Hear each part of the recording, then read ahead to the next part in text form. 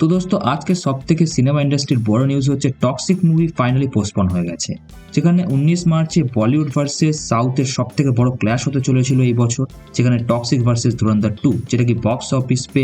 খুব সুন্দর competition create করতো, কিন্তু ফাইনালি টক্সিক মুভি পোস্টপন হয়ে গেছে। যেটা কি রিজন ওই মুভির মেকার্সরা দিয়েছে কি মিডিল ইস্টে যে লেভেলের প্রবলেম চলছে, সে লেভেলের প্রবলেমের কারণে টক্সিক মুভিকে মিডিল ইস্টে রিলিজ করে বক্স অফিসে ভালো কালেকশন করা যাবে না, যে কারণে এই মুভির মেকার্সরা এই মুভিটিকে পোস্টপন করেছে। কিন্তু তার সাথে সাথে আর একটা রিজনও সবাই জানে, সেটা হচ্ছে ধুরন্ধর 2, যেখানে ধুরন্ধর 2 ইন্ডিয়াতে কি লেভেলের কালেকশন করবে সেটার আন্দাজা সবার আছে, যেটি কি একটি বহুত বড় কারণ হবে টক্সিক মুভির বক্স অফিস পে কম কালেকশন করার। তো সেই কারণে এই মুভির মেকার্সরা এই ডিসিশন নিয়েছে কি টক্সিক মুভিকে আপাতত রিলিজ না করে ডাইরেক্ট 4 জুনে এই মুভিটিকে থিয়েটারে রিলিজ করা হবে, যেখানে সেই সময় খুব একটা কম্পিটিশনও হবে না আর এই মুভিটি বক্স অফিসে ভালো কালেকশনও করতে পারবে। এবার দেখো, টক্সিক কিংবা ধুরন্ধর 2 কারোই সাইড নিয়ে আমি কথা বলছি না, সিম্পলি আগে আমি একটা মুভি লাভার হিসেবে কথা বলি। তো যখনই কোনো বড় বাজেটের দুটো মুভি যেটার মধ্যে বড় বড় অ্যাক্টার আছে আর দুটো মুভি নিয়ে অডিয়েন্সের মধ্যে ভালো এক্সাইটমেন্ট আছে, তো ওই দুটো মুভিকে একই টাইমে রিলিজ করলে দুটো মুভিরই বক্স অফিস কালেকশনে ভালো ফারাক পড়বে।